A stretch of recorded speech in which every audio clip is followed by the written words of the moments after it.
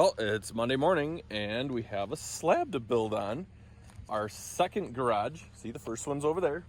Our second garage is ready to go up now. And these are with the Eco panels of Tennessee, SIPS panels with the zip system on them already.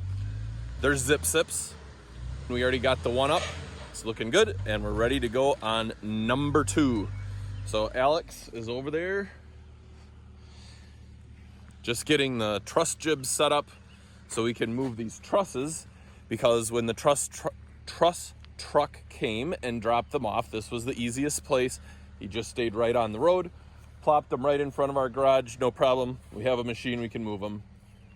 So we have to move these trusses in order to get the panels, SIPS panels, staged on our slab.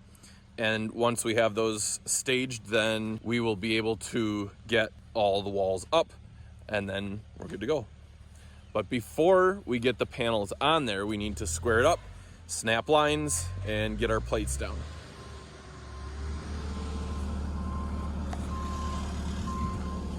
Typical Monday morning, just taking a bunk of trusses for a walk down the street.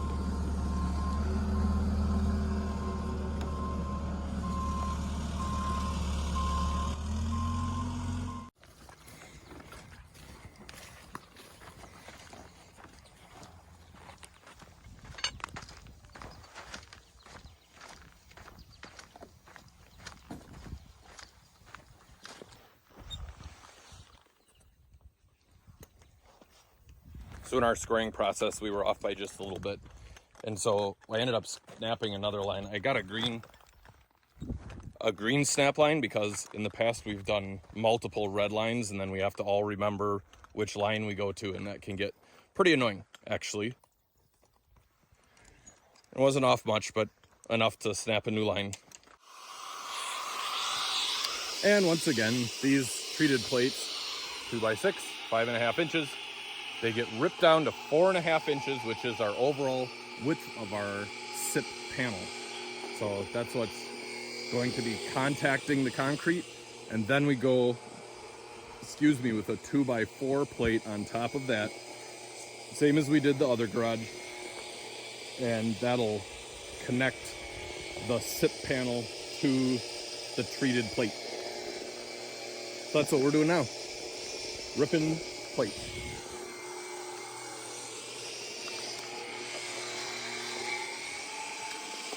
And I'm sipping on coffee even though it's gonna be like 85 or 87 degrees today.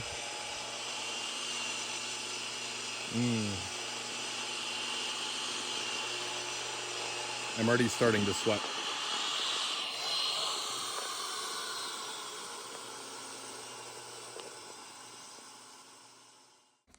Welcome to my mobile office, also known as the tool trailer. I am looking at the wall key that was sent to us by Eco Panels of Tennessee. All that I'm doing here, this one is actually a very simple 36 by 30. 2 garage doors, 1 service door in the back. But what I have to do here is I need to make sure that I measure over here correctly. It's 4 feet, and then the opening of my door, I need to make sure that I have that marked correctly on my plates so we know where those panels are supposed to go, and so that this service door actually fits in there. Because it'd be bad if that's off. Because these panels are pre-manufactured by Eco Panels of Tennessee, and so I need to follow their plans as well so that all my doors and windows are in the correct spot, and so that it goes together as efficiently as possible. We didn't have any problems on the other one. I'm not anticipating it on this. It's just small things you have to look for from time to time to make sure that you're doing it right. And so that's what I'm going to do. I'm going to lay out this first plate that we're about to put down and mark that out correctly, hopefully.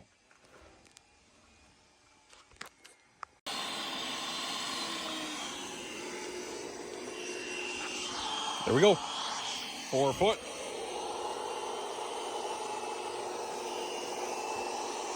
7 foot 2 3/4, because if you had 4 feet, and 3 foot 2 3/4, you end up with 7 feet 2 3/4, which is also 86 3/4 inches. So I have that marked out. I will mark it with a permanent marker so we know it's a door, and then we'll be able to continue on.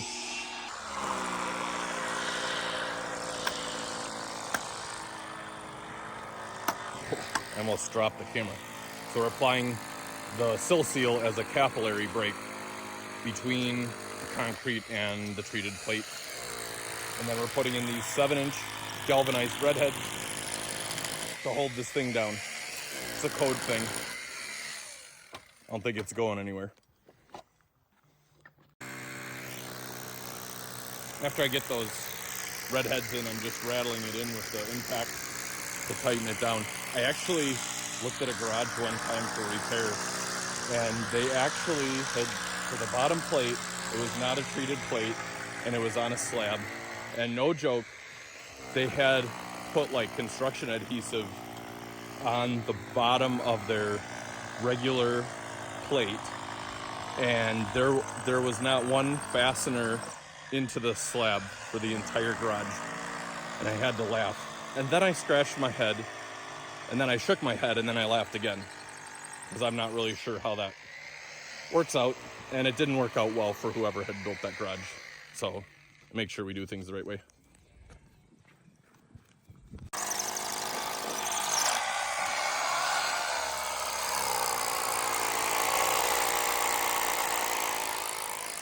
Another thing we're doing that I think is kind of smart. So Alex is intentionally angling our wedge anchors, our bolts, just a little bit in to the inside of the slab, because we're so close to the edge of the slab and I don't want it to pop out the concrete. So it just angles slightly back into the slab with our bolts. Something smart.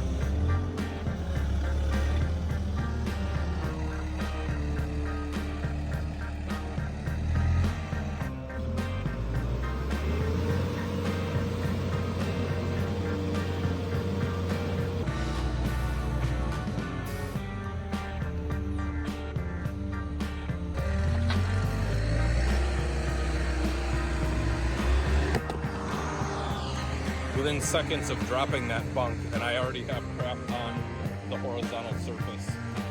Some things never change.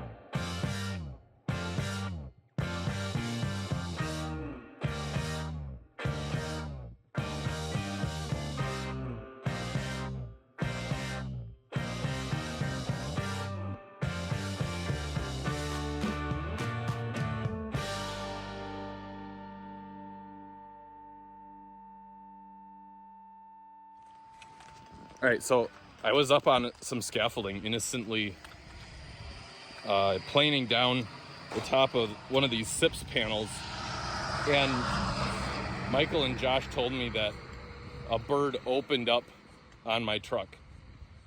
I'm not really sure what to say, but this is honestly impressive. I don't get it.